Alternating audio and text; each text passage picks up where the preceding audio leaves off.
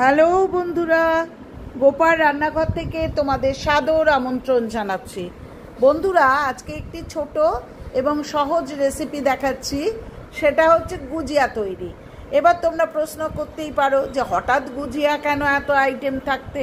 তো সেদিন নিজেদের বাড়িতেই আলোচনা হচ্ছিল যে বৃহস্পতিবার লক্ষ্মীর ঘট বসানোর সময় হোক বা মঙ্গলচণ্ডীর পুজো টুজোগুলোতে হোক বা বাড়িতে কোনো ধরনের পুজো আর্চার দিনে কিন্তু আমরা আগে গুজিয়া দিয়েই কিন্তু প্রসাদ করতাম। কিন্তু আজকাল কিন্তু গুজিয়াটা সব দোকানে, সব মিষ্টির দোকানে কিন্তু পাওয়া যায় না, সহজলভ্য নয়। কিন্তু খেতে কিন্তু আপনারা স্বীকার করবেন কিনা জানি না, আমার তো অভূতপূর্ব লাগে। তো সেই জন্যে মনে মনে ভাবলাম যে গুজিয়াটা যদি তৈরি করি এবং সেই তৈরি করার প্রসেসটা যদি তোমাদের সাথে শেয়ার করি তো কেমন হয়। তা ভেবে দেখলাম না, মন্দ হয় না। সবাই জানো এমন নয়, আবার সবাই জানো না এমন নয়। যারা জানো তারা তো জানো, আর যারা জানো না তাদের দেখিয়ে দিই, সহজে তৈরি করে ফেলতে পারবে। বিশ্বাস করো, আমার ঘরে কিচ্ছু ছিল না, মানে না থাকা উপকরণ এত সহজ এবং এত সুন্দরভাবে তৈরি করে ফেলা যায় ঝট করে এই গুজিয়াটা, যেটা তোমরা একটু দেখে নাও। প্রথমত হচ্ছে আমার হাফ লিটার দুধ শুকিয়ে সেগুলো শেষ হতে হতে প্রায় 200 গ্রামের মতো দুধ এসে হাজির হয়েছিল। তো সেই দুধটাই বাটিতে পড়েছিল। তা ভাবলাম একটা এক্সপেরিমেন্টাল হিসাবে একটু তৈরি করি। তো ওই 200 গ্রাম দুধ নিয়েছি, দুধটা কড়াইয়ে করে জাল দিয়েছি। এবার সত্যি কথা বলতে কি, দুধটা জাল দিতে দিতে দুধটা বেশ ঘনই হয়ে এসেছিল, যার জন্যে গুজিয়াটার অপূর্ব টেস্ট হয়েছে। তো ওই ঘন দুধটাকে আমি কিন্তু ভালো করে জাল দিতে লাগলাম, ঠিক আছে। এবার জাল দেওয়ার পর দেখো বন্ধুরা, আমি এর মধ্যে কয়েকটা কাজ সেরে নিলাম, একটু এলাচ গুঁড়ো করে নিলাম, ছোট এলাচ গুঁড়ো করে নিলাম। দেখো কতটুকু মাত্র দুধ আছে, দেখেছো? 200 গ্রামও আছে কিনা সন্দেহ। আমি 3টে এরকম ছোট সাইজের 10 টাকা দামের দুধের গুঁড়োর প্যাকেট নিলাম, আর খানিকটা চিনি অফ ক্যামেরায় দিয়ে দিয়েছি। যে যার মিষ্টি যেমন খান সেই অনুপাতে কিন্তু চিনিটা দেবেন, চিনির কোনো ফিক্স নিয়ম নেই। এবার এই যে দুধটা জাল দিচ্ছিলাম সেখান থেকে খানিকটা দুধ তুলে নিয়ে ওই 2টো প্যাকেট, অর্থাৎ 10 টাকা দামের 2টো প্যাকেট কিন্তু গুলে নিলাম। নিয়ে দেখো এই দুধের মধ্যেই কিন্তু ওই গোলা দুধটা, অর্থাৎ ওই 10 টাকা দামের যে গুঁড়ো দুধের প্যাকেটটা গুলে রেখেছিলাম সেটা কিন্তু দিয়ে দিলাম। এবার তোমাদের মনে হতে পারে এই তো লাম্প হয়েই আছে, কি করে কি করবে কে জানে বাবা। কিচ্ছু করবো না, দেখো এমনি এটা জাল দিতে থাকছে, ঠিক আছে। এরপর বললাম না যে ছোট এলাচকে গুঁড়ো করে নিলাম। তো এইটাকে কিন্তু একদম শুকিয়ে ফেলতে হবে। এই যে ধারের দিকে যে ক্ষীরের মতো অংশটা তৈরি হচ্ছে, এটাকেও কিন্তু দুধ দিয়ে দিয়ে নামিয়ে দেবে। দেখো ছোট এলাচের গুঁড়োটা দিয়ে দিলাম, কারণ গন্ধটা সুন্দর হয়। এবার একদম শুকনো করে কিন্তু জাল দিয়ে নিলাম।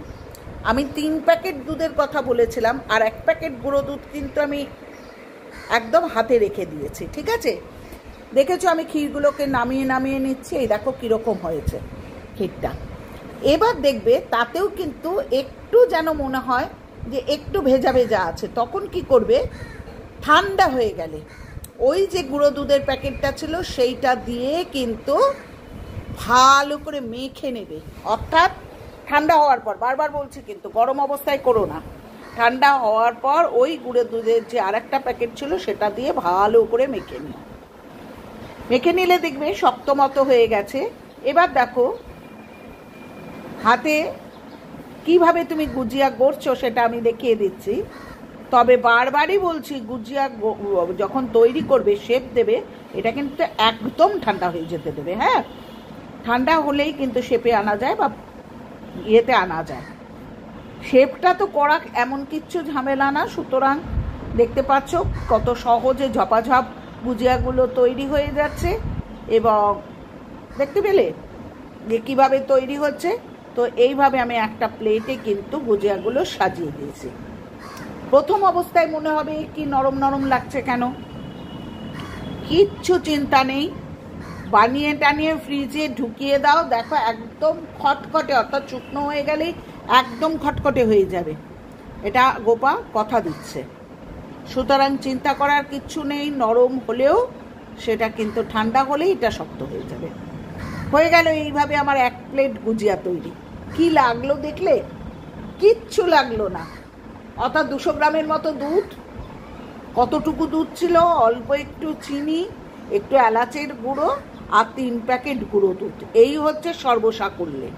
তো আমার এখানে 20 থেকে 22টা বেরিয়েছিল। তো 22টা যদি 5 টাকা করে হয় তাহলে দেখো কত হয়।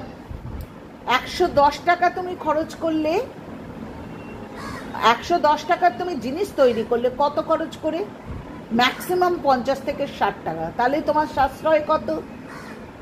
তাহলে দেখতে পাচ্ছ একটু পরিশ্রম করেই কিন্তু তুমি ঘরে তৈরি করে রাখতে পারো। কারণ ঠাকুরকে প্রসাদ হিসাবে যদি এই গুজিয়াটা দেওয়া যায়, ঠাকুর সন্তুষ্ট হবে কি হবে না তা আমি জানি না, তবে পরিবারের সদস্যরা কিন্তু খুব খুশি হয়ে যাবে।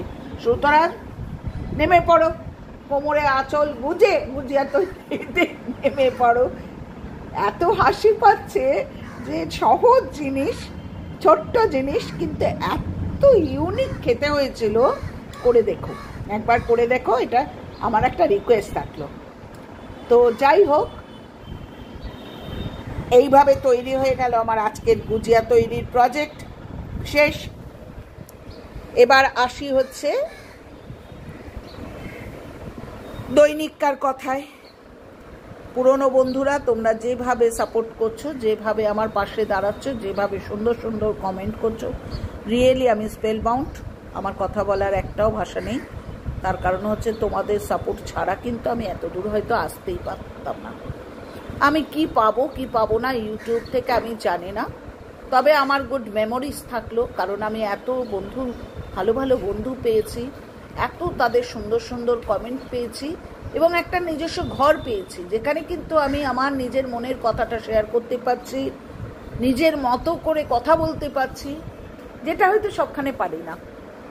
যাই হোক, অনেকটা ইমোশনাল হয়ে পড়েছি।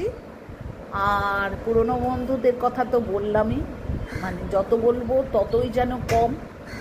আর নতুন বন্ধুরা চ্যানেলটা সাবস্ক্রাইব করো, লাইক করো, কমেন্ট করো, শেয়ার করো।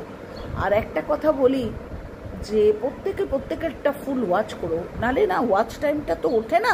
তা সেক্ষেত্রে এত দূর এগিয়ে এসেও কিন্তু কোনো লাভ হয় না। কারণ আমরা প্রত্যেকে যদি সাকসেসফুল হই তাহলে আমাদের নিজেদের পক্ষেই ভালো। আজ আসি, টাটা, ভালো থেকো।